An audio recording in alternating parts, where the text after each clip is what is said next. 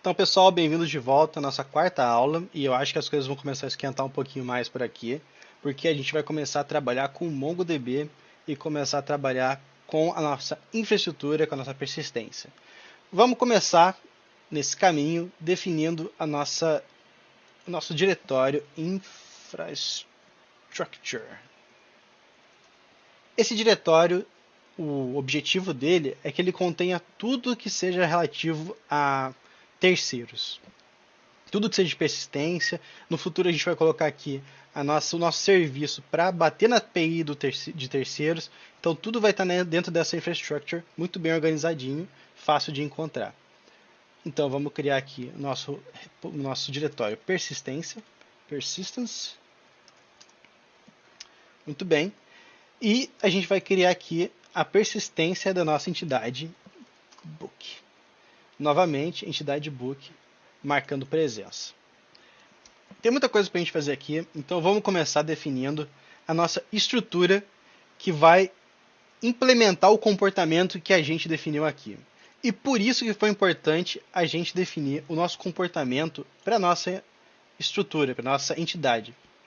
Porque agora a gente tem um blueprint, a gente tem um mapa do que a gente precisa fazer na nossa infraestrutura, o que precisa ser implementado e como isso precisa ser implementado, ou seja, quais parâmetros a gente espera e quais resultados a gente espera. A forma como isso vai acontecer, ou seja, como essa função vai ser implementada efetivamente, é indiferente. E é aí que está a magia dessa forma de trabalhar. Porque não faz diferença o banco. A gente poderia implementar esse comportamento em qualquer tipo de banco. A gente escolheu o Mongo e a gente poderia trocar por outro banco muito facilmente, porque a gente só vai utilizar desse comportamento no resto da aplicação. A forma como ele vai ser implementado é indiferente e vocês vão ver isso quando a gente vai fazendo. Vamos começar definindo o nosso Buck Repository. Ele é um tipo, uma estrutura. Buck Repository é uma estrutura. E essa estrutura vai implementar o comportamento que a gente espera. Eu vou fazer aqui isso. Buck.buckRepository. Que é esse cara aqui. É igual. Já vou explicar por que eu estou fazendo isso. Então, eu estou fazendo isso para que a gente possa, desde o começo da nossa aplicação, ter certeza que o Buck Repository, que é a nossa estrutura aqui, está implementando de forma correta o comportamento que a gente definiu para a nossa estrutura, para a nossa entidade. Essa forma de trabalhar aqui com Go faz com que, na maioria das ideias, né, se a nossa estrutura estiver faltando algum dos métodos, ele já vai reclamar aqui como está reclamando, está vermelhinho. E se vocês forem ver aqui, o Golang até me dá uma mensagem de erro de que alguns dos métodos que a gente falou que essa estrutura deveria implementar não estão sendo implementados. Que no caso são todos, né? O get, o list, o save e mais alguns. Eu poderia clicar aqui e implementar todos de uma vez, mas vamos fazer isso junto. Como vocês devem lembrar, a gente tem que implementar um get, que é um contexto, um ID retornando um livro e um erro. Então vamos fazer aqui func bk book repository. Eu já vou fazer isso ser um ponteiro, já me preparando para o que está por vir. Eita. Get, como vocês devem lembrar, recebe um contexto, um ID, string, e ele vai retornar uma entidade livre e um erro. Se a gente der aqui um panic,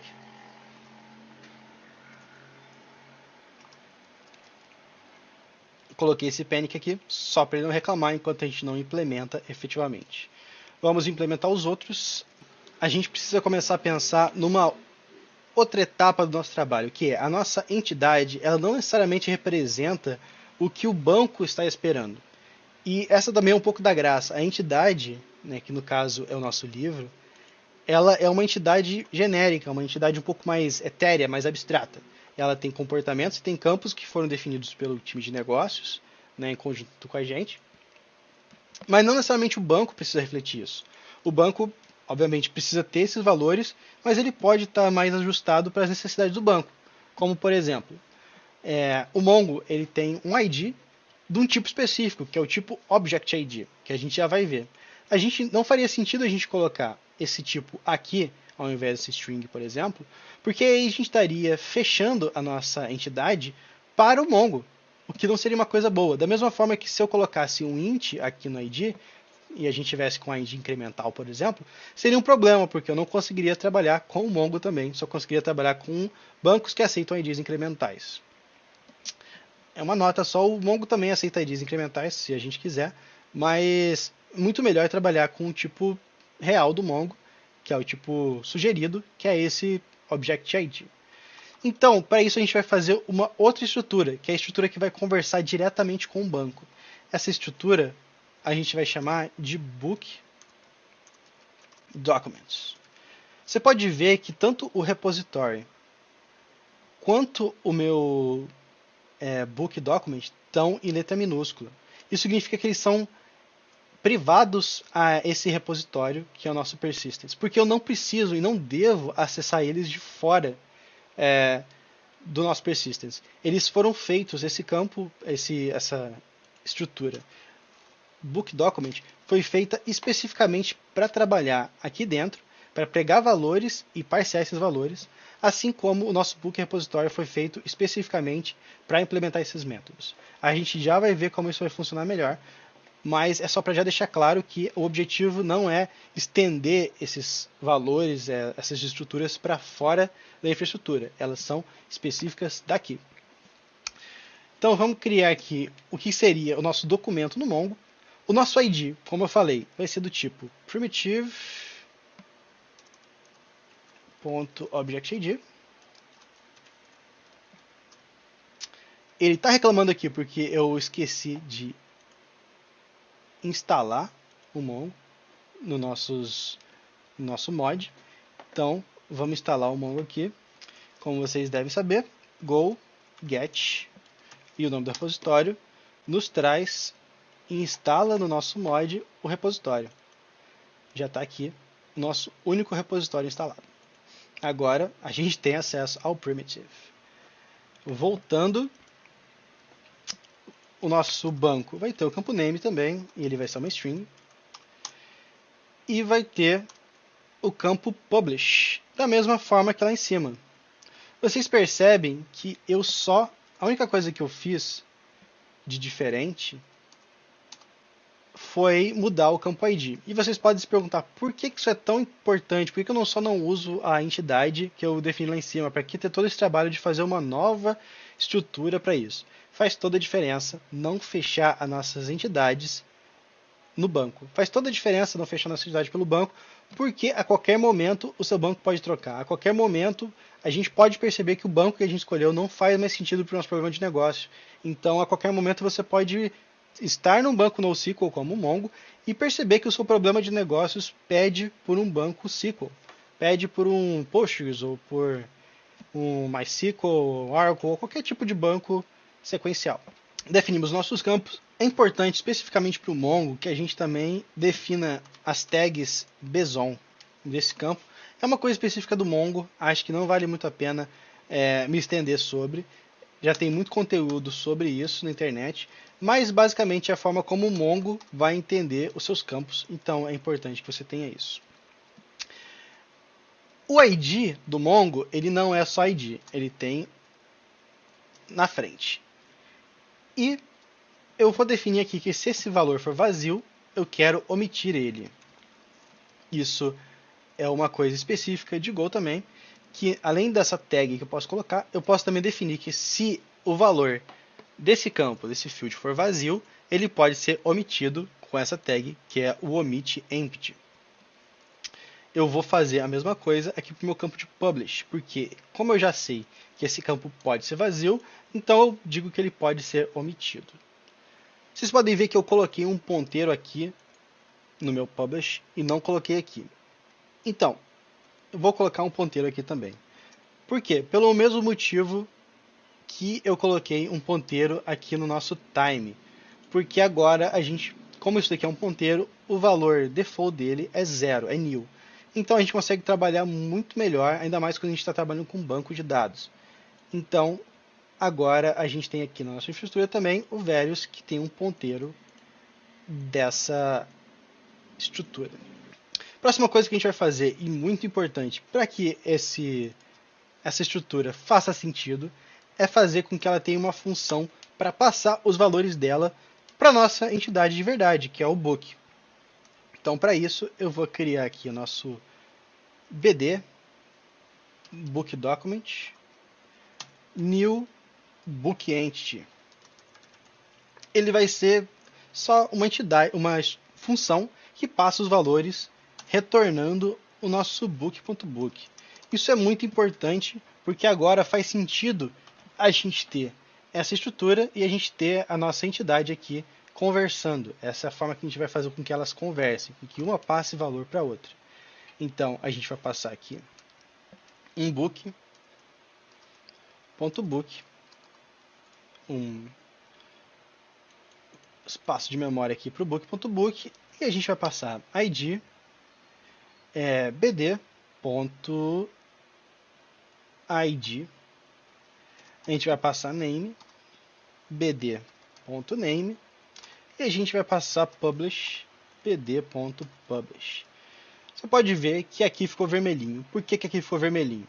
Porque o primitive object id não é uma string, como está sendo dito aqui. Primitive object string, object id não é uma string. Mas o nosso primitive object id tem uma função para passar ele para string, que seria essa string. Porém, não é essa que a gente vai usar, porque essa função string, eu entrei aqui na documentação do object id, retorna isso, object id e o object id dentro. Não é isso que a gente quer. A gente quer essa função aqui, hex, que também vai fazer um encode para string, e que na verdade retorna como se fosse só os números, sem esse valor aqui, object id. Então o que a gente vai usar aqui é esse hex. Agora, se a gente usasse essa função newBookEntity, a gente teria exatamente a nossa entidade book, só que vindo do banco, o que é muito conveniente.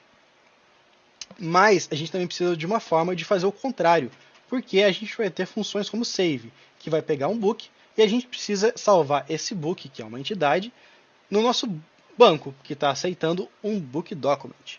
Então a gente precisa fazer o contrário, a gente precisa fazer uma função que use uma função que use a nossa entidade book e que retorne um book document. Então vamos fazer aqui o nosso make book document. Ela vai aceitar um ponteiro para book entity, que é o book, e vai retornar um book document e vai retornar um erro também. Vocês já vão ver por quê. Essa função eu poderia só fazer isso daqui. Return book document. Vou preencher todos os campos. ID, que seria o b.id. Aqui seria o b.name. E aqui seria o b.publish. Retornando isso e retornando um nulo, porque deu tudo certo, não é um erro. Mas, aqui também está reclamando, mais ou menos pelo mesmo motivo lá de cima, só que agora é o contrário. A string não é um primitive object id. Infelizmente, eu não posso só passar a string para o object id. É um pouco mais complexo que isso e por isso que a gente já colocou esse erro aqui para se preparar. O que a gente vai fazer? A gente vai definir o nosso id como uma variável do tipo object id, a princípio vazia. A gente vai checar se realmente existe um id, né, que está vindo do ID da nossa entidade. Pode ser que não exista. Então, se o id for diferente de nulo, a gente vai passar o nosso id para o tipo primitive object id, que é o tipo que a gente precisa. Então, a gente vai vir aqui, ver, e erro é igual a primitive object from hex, que é o nosso id. Ele vai retornar um erro. Se esse erro acontecer, se o erro for diferente de nulo, a gente vai retornar um book document vazio e o nosso erro. Se o erro não for diferente de nulo, o nosso ID vai ser igual a V. E aqui, ao invés de passar o b.id, que a gente está usando aqui, a gente vai passar diretamente o nosso ID. Pronto, agora a gente tem também uma função para passar a nossa entidade para o book document. Então a gente consegue pegar do banco e transformar numa entidade, e a gente consegue pegar a entidade e transformar num valor para salvar no banco. Perfeito. Mais uma coisa que eu quero fazer, antes da gente fechar esse vídeo, é definir o que esse book repository tem. Porque esse book repository não pode estar vazio. A gente vai precisar dos valores para conversar com o Mongo aqui dentro. A gente precisa de um client para conversar com o Mongo, a gente precisa da collection que a gente vai usar. Então a gente vai passar tudo isso aqui. O primeiro valor que eu vou definir aqui é um DB, que vai ser um mongo.database. A gente vai passar isso para ele. A gente vai definir uma collection name, que vai ser uma string, que vai ser a collection que esse nosso arquivo específico, esse grupo de comportamentos aqui específico vai usar, que vai ser a collection buck, já estou dando esse spoiler, e a gente vai definir a nossa collection, que vai ser do tipo mongo.collection. Pronto, definimos aqui os campos que esse book repository tem, e a gente vai fazer um constructor para ele, só para ficar mais fácil inicializar ele. Então vamos aqui, new book repository. Ele vai receber os campos que a gente definiu ali em cima, um mongo.database e uma collection.name. E vai retornar um book repository. Por que eu não passei já a collection aqui? Porque eu quero definir a collection aqui dentro. Eu não quero que a função que for chamar esse cara tenha que definir para cada um deles as collections que vão ser passadas. Eu prefiro passar o nome da collection e deixar que ele se vire em conseguir essa collection. Então, vamos fazer aqui. Ele vai retornar o espaço de memória do book repository, vai preencher todos os campos, DB vai ser DB mesmo, collection name vai ser collection name, e collection vai ser igual a db.collection collection name. Pronto. Agora a gente já tem também o nosso constructor para o book repository. Só o que falta agora é definir os comportamentos com o banco para esse cara. Isso a gente vai fazer no próximo vídeo. Mas a gente já fez muita coisa aqui. A gente já definiu a forma de conversar com o banco, qual é a entidade que vai conversar diretamente com o banco e como a gente vai salvar esses dados. A gente poderia inclusive colocar validações aqui se a gente quisesse, se a gente fosse muito caxias. A gente fez uma função para transformar o valor do banco na nossa entidade e a gente fez uma função para transformar entidades no valor do banco. Também já fizemos o nosso Buck Repository, que implementa os comportamentos para essa entidade. Então agora é só efetivamente implementar os comportamentos para essa entidade.